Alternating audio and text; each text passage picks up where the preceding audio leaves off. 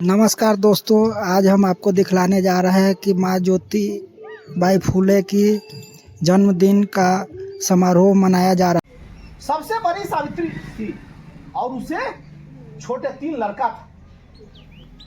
सावित्री बड़ी चंचल थी और जब सावित्री की जन्म हुआ उस समय बच्चों का जब जन्म होता था, ये बहुत गंभीर विषय है। उस समय बच्चों का जब जन्म होता था ना, तो बच्चों के जन्म का, बेटा के जन्म का महत्व था। उस समय अगर लड़की की जन्म होती थी तो बहुत दुर्भाग्यपूर्ण स्थिति परिवार में होता था, बड़ी दुख होता था, आघात होता था। जब सावित्री की जन्म हुई तो खंडोजी ने बहुत खुश हुए और वो अपने मोहल्ले में, अपने गांव में उन्होंने शक्कर बांटा। उस समय गुड़ था, गुड़ वगैरह उस समय उन्होंने गुड़ बांट करके सब लोगों को मुंह मीठा किया। इस पर बड़ी व्यंग होता था, बड़ी टिप्पणी होती थी। अरे ये तो खंडोजी पागल हो गया है कि बेटी जन्म लिया है तो लगता है एकदम ही पागल हो गया है कि शक्कर बांट रहा। जब वह धीरे धीरे उस कालखंड में जब सावित्री बड़ी होती है और 5-6 साल के अवस्था में, उम्र में, वो अपने सहेली के साथ, छोटे छोटे दोस्त के साथ जब वो बाजार जाती है तो वहां जो एक क्रिश्चियन पादरी जो है कुछ बच्चों को किताब बांटते रहते हैं और सावित्री देखती है कि किताब बांट रहा है तो इसके मन में बड़ी ललक होता है और ये भी वहां जो है ना भागे दौड़े चली जाती है और कहती है, खड़ा होके कि ये भी किताब मांगती है। वह क्रिश्चियन पादरी एक किताब सावित्री को दे देता है। वह किताब लेकर के सावित्री आती है घर पर। उसके बगल में उस समय अंग्रेजों के द्वारा पढ़ाई लिखाई की प्रथा जो है, पश्चिमी सभ्यता, अंग्रेजी की पढ़ाई लिखाई की प्रथा चल रही थी, हिंदी भी चल रहा था। कभी कभी वह बच्ची सावित्री वहां चली जाती थी घूमने, देखने। उस समय शूद्र को शिक्षा ग्रहण करने का अधिकार नहीं था। उस समय यह देश वर्ण व्यवस्था से गुजर रहा था। उस समय 4 वर्ण था दोस्तों, अभिभावकों 4 वर्ण था। पहला ब्राह्मण, क्षत्रिय, वैश्य और शूद्र, 4 वर्ण व्यवस्थाएं उस समय देश से गुजर रहा था। बहुत गंभीर विषय है। उस समय शूद्र को पढ़ने का अधिकार नहीं था। यह बच्ची जाती थी बाहर, अपना क्लास में जो पढ़ाई होता था अंदर, बाहर सुन लेती थी। इसके मन में जिज्ञासा था पढ़ाई के प्रति।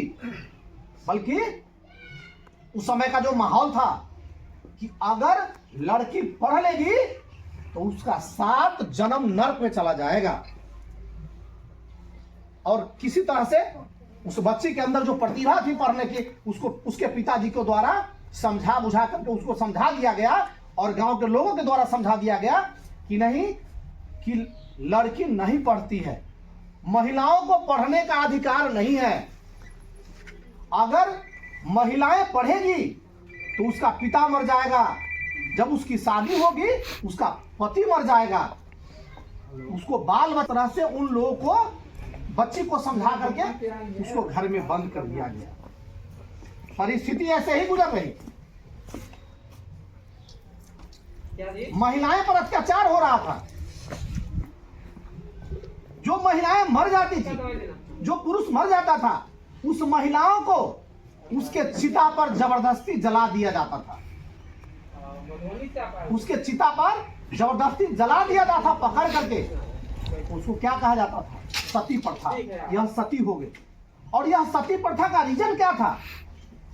सती प्रथा का रीजन यह था कि जमीन जथा में महिलाओं का अधिकार नहीं हो, हक नहीं हो। जब आप इतिहास के पन्ना को पलटेंगे, अध्ययन करेंगे तो उसमें आप पाएंगे, प्राचीन इतिहास में, मध्य इतिहास में। उसके बाद जब और ज्यादातर यह सती प्रथा कुरीतियों का जो देखने को मिलता था, वो ब्राह्मण समाज में मिलता था, क्षत्रिय में मिलता था, कास्ट में मिलता था। ये इतिहास के पन्ना में दर्ज है।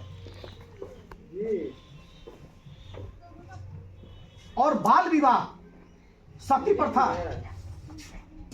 राजेश जी बता रहे हैं 1829 में जो कानून बना अंग्रेज के द्वारा कि किसी भी महिलाओं को जबरदस्ती नहीं जलाना है, यानी सती प्रथा का उन्होंने विरोध किया।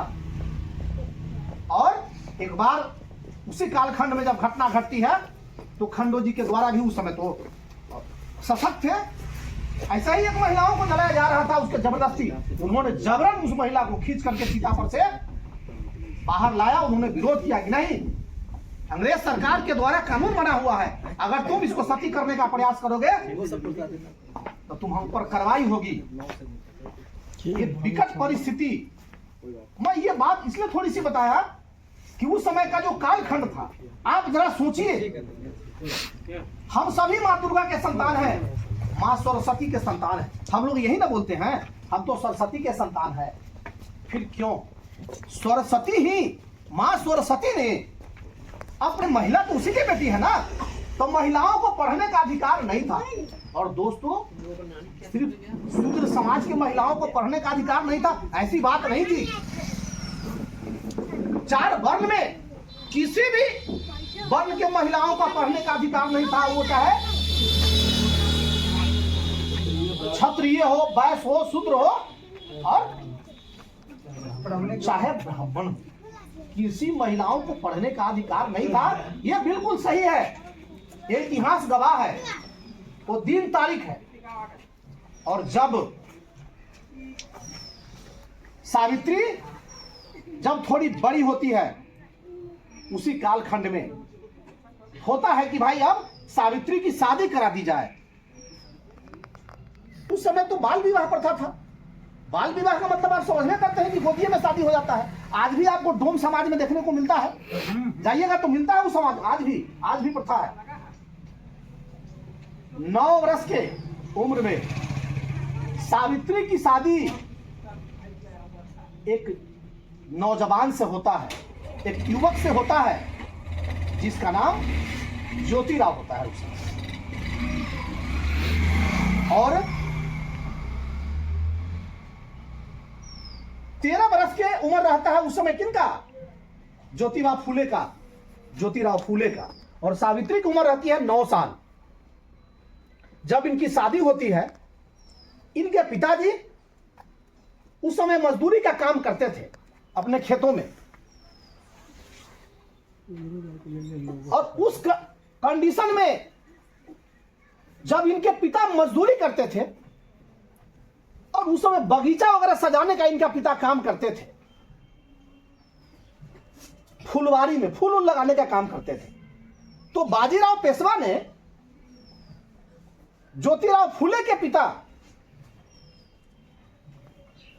से बड़ी प्रसन्न हुए, और उन्होंने 30-32 एकड़ जमीन पुणे में इनको गिफ्ट कर दिया। उसके बाद वो फूले से फूल का खेती करने लगे, बाद में उनका नाम फूले हो गया।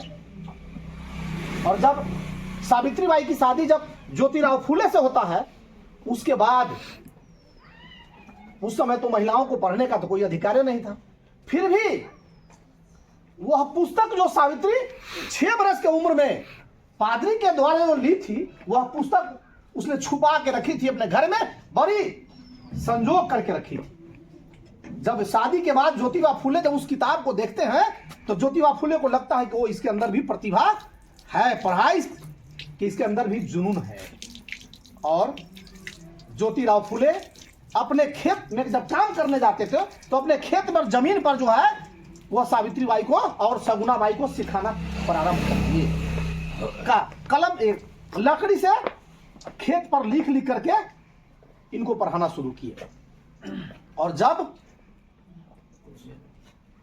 लकड़ी से अ लिख करके ये लोग जब पढ़ाना शुरू किए, धीरे धीरे सावित्री बाई ने पढ़ना अपना शुरू कर दी। उस समय सगुना बाई भी पढ़ती थी साथ साथ। परिस्थिति एक ऐसा आया, जब ज्योतिबा फूले का नाम सावित्री बाई फूले के संग क्यों आता है, यह सबसे मार्मिक विषय है।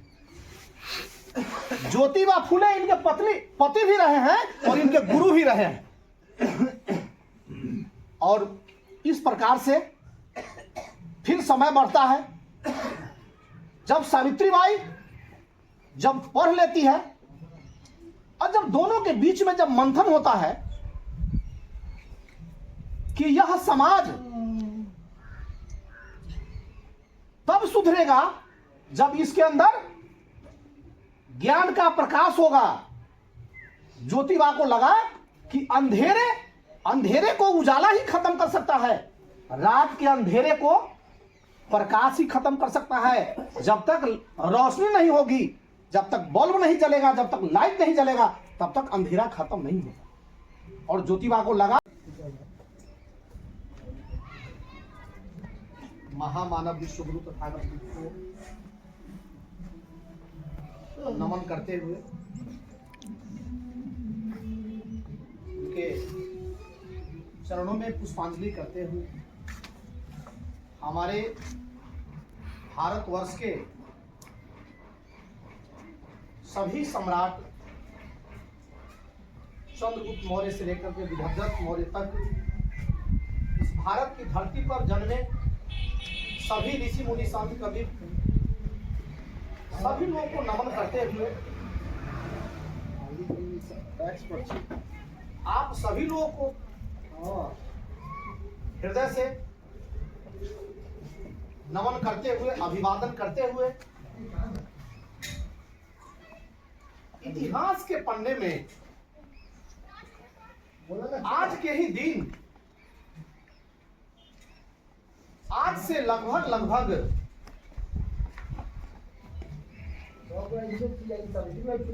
200 वर्ष 3 जनवरी 1831 ये महिलाओं के लिए बहुत ही मार्मिक विषय है और बहुत ही महत्वपूर्ण बात है सभी लोग। 3 जनवरी 1831 को जिस समय इस देश पर अंग्रेजों का शासन सत्ता था, उस कालखंड में देश ऐसे विकट परिस्थिति से गुजर रहा था जिस समय इस देश में बहुत बड़ी बड़ी कुप्रथाएं चल रही थी। सती प्रथा, बाल विवाह, इस प्रकार की प्रथा इस देश से, इस दौर में इस देश क्या बोलते हैं, पालने में ही बेटी की शादी हो जाती थी, जिसको बाल विवाह प्रथा जिस समय बोलते थे। बच्ची को पता नहीं है, उसने दुनिया को देखे भी नहीं है, बल्कि उसकी शादी हो जाती। 2-3 साल जब मैं गोद से शुरू कर रहा हूं, बच्ची गोद में रहती थी, शादी हो जाती थी। बच्ची पलने में रहती थी, शादी हो जाती थी। बच्ची 2-4 साल की रहती थी, उसको अपने जीवन के बारे में कोई जानकारी नहीं थी, वैसे परिस्थिति में उसकी शादी कर दी जाती थी। और जिस समय यह प्रथा चल रही थी, उस समय महाराष्ट्र में बाजीराव पेशवा की सरकार थी। बाजीराव पेशवा की सरकार थी और बाजीराव पेशवा के 16 पत्नियां थी। सबसे कम उम्र की 4 साल की पत्नी उनकी थी। सबसे कम उम्र की 4 साल की पत्नी थी। दोस्तों, ये बात सुनने के बाद अंदर से रूह कांप जाता है। उस समय उन लोगों का यह कथन था कि 6 साल में लड़की शादी के लायक हो जाती है और 6 साल में सब कुछ के लायक हो जाती है। वैसे खंड काल में हजारों साल ये देश वो महिलाओं के प्रताड़ना से गुजरने के परिस्थिति में, वैसे ही खंड काल में एक बच्ची की जन्म होती है जिसका नाम होता है सावित्री। और इनके पिताजी का नाम बहुत सारे लोगों ने बताया, वो गांव के सबसे प्रतिष्ठित लोग थे, सबसे प्रतिष्ठित व्यक्ति थे। खंडो आज उनको शिक्षा की, नारी शिक्षा की जननी कहिए, शिक्षा की देवी कह करके उनको हम लोग सम्मानित करते हैं। तो बहुत सी ऐसी बातें हैं, कहने का भाव मेरा ये था कि बहुत सी ऐसी बातें हैं जो समय के अनुसार जो सही बताया जाता है, लोगों को गलत लगता है। लोगों को लगता है कि ये धर्म के विरुद्ध जा रहा है, लेकिन समय परिस्थितियां बदलती है और वही बात आगे चल के सही सिद्ध होती है, तब लोगों को समझ में आता है कि तो सही है कौन है। कहने का मतलब समझ गए, सीधी बात है। स्त्री को बचाया वो भी पाप कर गए, इन्होंने अपनी पत्नी को पढ़ा दिया ज्योतिराव फुले, वो भी पाप कर गए, इन्होंने कन्या विद्यालय बेटियों को पढ़ाने के लिए खोल दिया, वो भी समाज के अनुसार पाप था उस समय। अगर उस समय पाप था तो आज सभी लोग पाप कर रहे हैं। किसके घर की बेटी आज नहीं पढ़ती है? आज तो सब पापी हो गए ना उनके साथ साथ, उस आधार से। लेकिन समझने की जरूरत यही है कि जो बहुत लोग सोचते हैं, बहुत लोग जो करते हैं, उसमें अगर जो कमियां होती है कुछ ही लोग निकाल पाते हैं, और सही दिशा सही राह दिखाने वाले कुछ ही लोग होते हैं। उनकी बातों को सुनना, सोचना और समझना चाहिए। ये नहीं कि तुरंत किसी बात पर। तो बहुत सी बात थी। एक अंतिम बात कि हम लोग केवल जन्मदिन मना ले। छोटा सा अंतर है कि उस समय माता सावित्रीबाई फुले हर प्रकार के संघर्ष का सामना किए। उस समय जिस समय महिलाओं को घर से निकलना दुर्लभ होता था, क्या उसके अतिरिक्त आज की महिलाएं कुछ अपने लिए कर पाती है? आज स्कूल से कोई बेटी जा रही हो, उनके साथ किसी प्रकार का भद्र व्यवहार अगर एक बार कर दिया जाए, अगर कोई दो शब्द उल्टा पलटी कह दिया जाए, तो ये नहीं कि उसके घर के लोग उससे जाकर के समझे, लड़ाई करे या कुछ भी करे कि भाई तुम कौन होता है कौन है। बदले में क्या करता है वही बेटी का बाप माँ क्या करता है, बेटी के घर में बंद किया है, वो कर रहा है प्रतिष्ठा बचाना है। अंतर है ना, सोच बदलनी होगी। आप अपनी बेटियों का हक अधिकार मत मारिए। उसमें जो ऐसा गलत करता है उसके पीछे उसके सिर पर बैठ जाइए जाकर के, तू होता कौन है टोकने वाला। समझ गए? तब ये हो पाएगा क्रांति। जब उन्होंने क्रांति किया आप लोगों के लिए, ज्योतिराव फुले और सावित्रीबाई फुले एक भी पुत्र का जन्म नहीं दिया, एक भी संतान को जन्म नहीं दिया। उन्होंने क्या सोचा कि हमारा लक्ष्य है कि पूरे भारत में शिक्षा का ज्योत जला देना। अगर हम एक बच्चे का पिता बन जाएंगे, आप माता बन जाएंगे, तो उसी सेवा में आपका समय चला जाएगा और हमारी यह जो लड़ाई है वह हल्की पड़ जाएगी, और हो सकता है कि हमारी ये लड़ाई में हमारी विजय नहीं। उन्होंने ये मन में फैसला किया कि भविष्य में हर वो विद्यालय में पढ़ने वाली बेटियां हमारी बेटी होगी, हर वो विद्यालय में पढ़ने वाला हमारा बेटा होगा। पढ़ने वाले छात्र छात्राएं वही हमारा बेटा और बेटियां होंगी। जिन्होंने संतान सुख को त्याग किया, उनसे बड़ा त्यागी कोई होगा? तो राष्ट्रपिता किन्हें कहा जा सकता? जिन्होंने देश के भविष्य के लिए, जिन्होंने सब समाज के भविष्य के लिए अपने एक संतान सुख को, जिसको नहीं होता है संतान, उससे पूछिए क्या दुख होता है उन्हें। लेकिन उन्होंने जानबूझकर ऐसे सुखों का त्याग करके और पूरे भारत के आने वाली पीढ़ियों को अपना बेटा और बेटी मान लिया। तो विडंबना है कि ऐसे हमारे महापुरुषों को राष्ट्रपिता और राष्ट्र माता की उपाधि देनी चाहिए, लेकिन मिला है क्या? नहीं है। हम लोग आप लोगों को बताने का प्रयास कर रहे हैं। आप लोग भी इस बात को समझिए कि क्यों ये राष्ट्रमाता होनी चाहिए, क्यों ज्योतिराव फुले राष्ट्रपिता होनी चाहिए। ये नहीं कि कोई भी व्यक्ति राष्ट्रपिता की उपाधि पाले, कोई भी व्यक्ति है नहीं। और किसी भी दिन पर, आज के दिन को शिक्षिका दिवस के रूप में घोषित हो जाना चाहिए था। सही धारा से अगर चला जाए तो आज के दिन को शिक्षिका दिवस के रूप में घोषित हो जाना चाहिए था, और 14 अप्रैल को ही पूर्ण रूप से शिक्षक दिवस के रूप में घोषित होना चाहिए, क्योंकि भारत के वास्तविक शिक्षक, जिनकी शिक्षा का ज्योत और जिनके लड़ाई का जो ज्योत है आज तक जलते जा रहा है।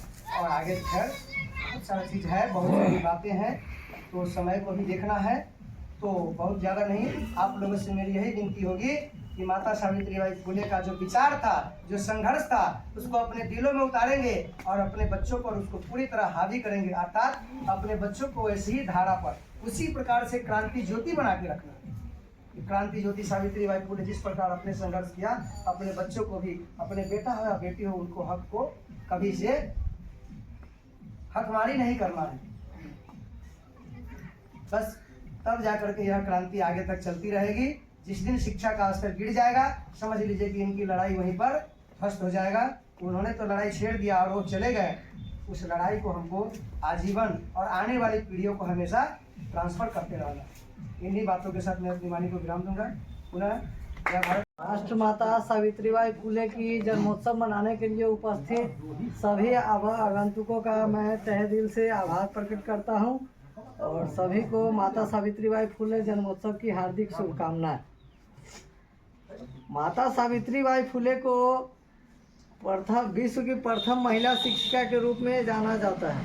इनका जन्म जो है महाराष्ट्र के पुणे के सतारा गांव में 3 जनवरी 1831 ईस्वी को हुई थी और इनके पिताजी का नाम खंडोजी और माताजी का नाम लक्ष्मीबाई था। ये जो पहले के ज़माने में क्या था, लड़कियों का या पुरुषों का ही कम उम्र में ही शादी कर दिया जाता था। उसी हिसाब से इनका भी शादी कुछ कम ही उम्र में जो है ज्योतिबा फुले के साथ कर दिया गया। पहले तो वो पढ़ी लिखी नहीं थी, लेकिन जब ज्योतिबा फुले जी से इनका विवाह हुआ तो वे जो है इन्हें प्रॉपर जो है पढ़ाए और शिक्षित किए। आगे चल करके जब इन लोग का विचार आया कि हम तो पढ़ लिए लेकिन हमारे समाज में लड़कियों को पढ़ने नहीं दिया जाता। सहयोगी शिक्षक माननीय सत्येंद्र सर 2 शब्द रखेंगे। आइए सर, वो होता रहेगा बाद में।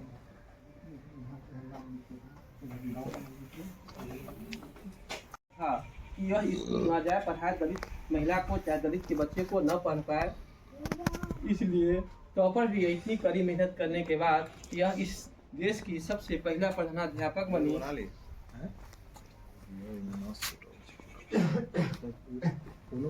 विशेष इतना ही हम जानते हैं। अब आगे विशेष स्मार्ट स्कूल क्लास के सदस्य जाएंगे। नमो बुद्धाय, जय भारत।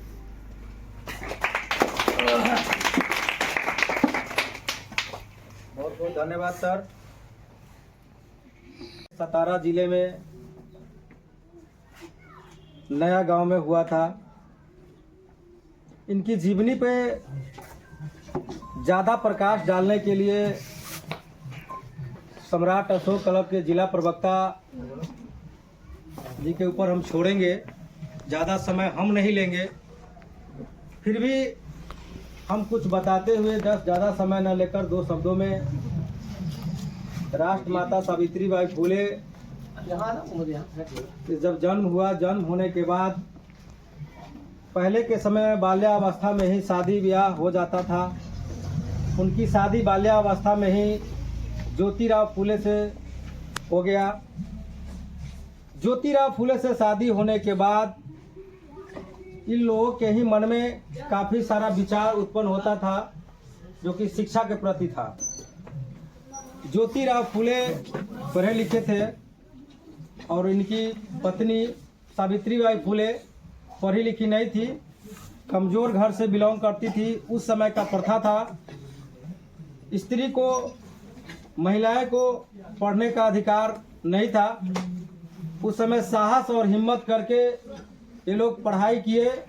उस समय भी इनके घर के लोगों को, गार्जियन यानी ज्योतिराव फुले के पिताजी को, सावित्रीबाई फुले के ससुर जी को चढ़ाया बढ़ाया जाता था कि जिनके पत्नी पढ़ाई लिखाई करती है उनके पति कुछ दिन बाद मर जाते हैं, ऐसे भी डराया जाता था। लेकिन उन सारी लड़ाइयों से